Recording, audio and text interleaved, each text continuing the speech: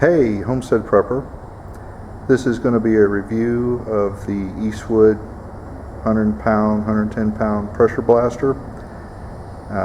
There's a couple things I want to say. The first thing I want to say is hokey religions and ancient abrasives are no match for a good pressure blaster at your side, kids. Alright, the second thing I want to say is this is a uncompensated review. I have been dealing with the Eastwood company for, 25 or 30 years now, and I've always had good success with their products.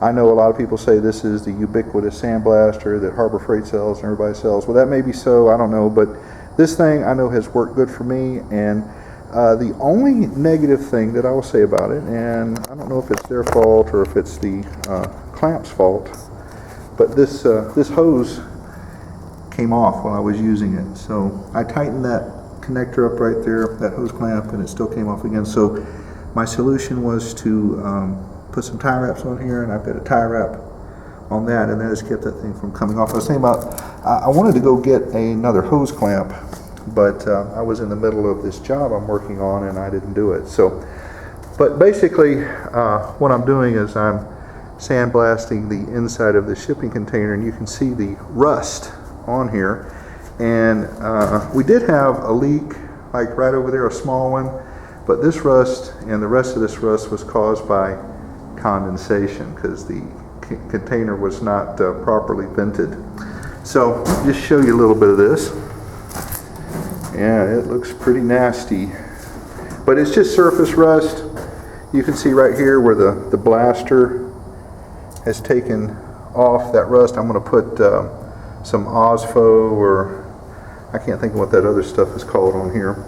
But I've got it pretty much done, the whole thing, and the roof too. And I've just got this little area here to do, which will probably take me about one bag of media. And that's what you're looking at on the ground right there. I could probably sweep that up and reuse it. I just have to screen it. And the media I'm using is this stuff right here. And this is black diamond, coal slag. I read so many nasty things about using sand for your sandblaster and things you can catch. Diseases, lung problems, silicosis, Now, they say this is bad after prolonged use. I am using a full mask and I'm putting earplugs on. And if you don't do that, you'll get grit in your eyes and you'll get it in your ears. And it's like I said, it's really fine stuff. It's non-toxic. Some people use it in their aquariums with their fish to give it a look. But I have blasted almost the entire inside of the container except for that area and that little area right there. And I have also blasted the outside of the container. So I've probably gone through about, 16 bags of that stuff right there. And I probably got, like I said, one bag or maybe a bag and a half to go through. But as far as reliability, this thing has been great. I haven't had any issues with it. I know some people say that, oh, it doesn't work, it's garbage, and that's probably because they don't have a good water filter or separator on their compressor, which I happen to have one. Now this one comes with one.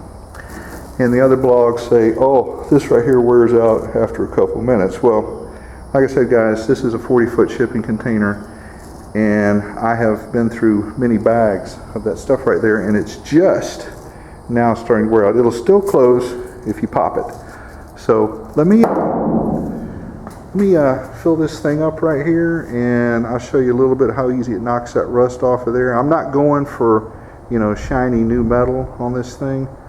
I know probably some people are saying that I should blast all the paint off and have bare metal and start from the beginning, but I'm not going to be, charging admission like the Biltmore House for this thing. So let me get this thing filled up, and I'll show you a little bit of how it works. It's real simple.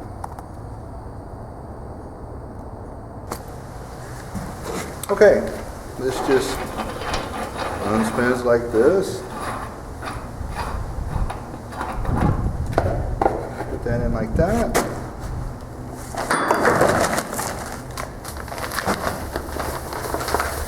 Fill this little hopper up right here.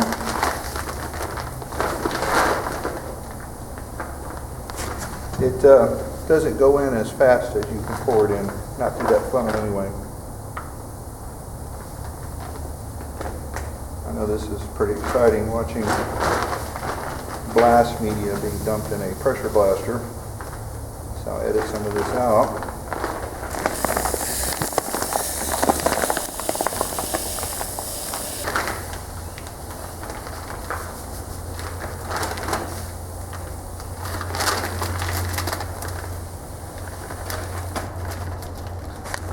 Alright, over there. This just screws on like that.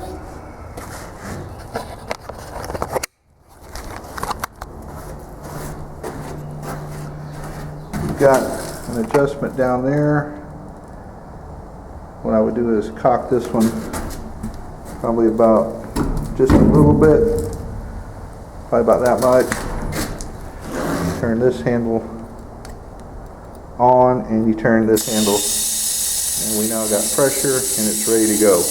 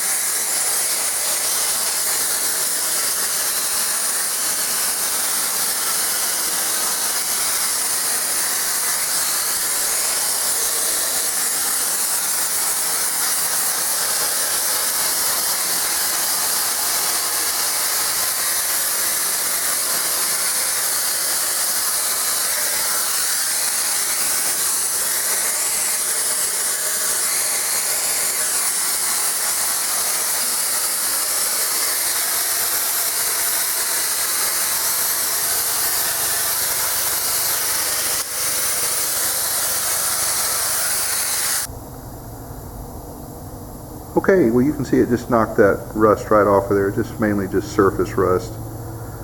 So I have this stuff I'm going to treat it with. I really like this stuff right here. It's really expensive, but you get what you pay for. This stuff right here seems to be working pretty good for me. It's a lot less expensive, a half or a third of what that costs, depending on where you buy it at.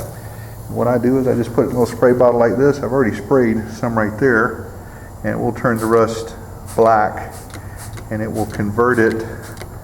And then what I'll do is I'll come and I'll wipe that stuff off of there after it dries. And then after it's all nice and dried in here, I'll probably put some primer on, and then I'll go down and get about 4 gallons of paint, and I'll paint the inside of this and make it look nice. So, okay, overall I gotta say, you know, most people who get a pressure blaster like this are probably just gonna do a truck frame. They might do a water pump, they might do a couple parts. Here I've done an entire shipping container inside and out. So I would say if you're looking to buy a pressure blaster, I would highly recommend this one. Okay, all right, that's it. Homestead Prepper out.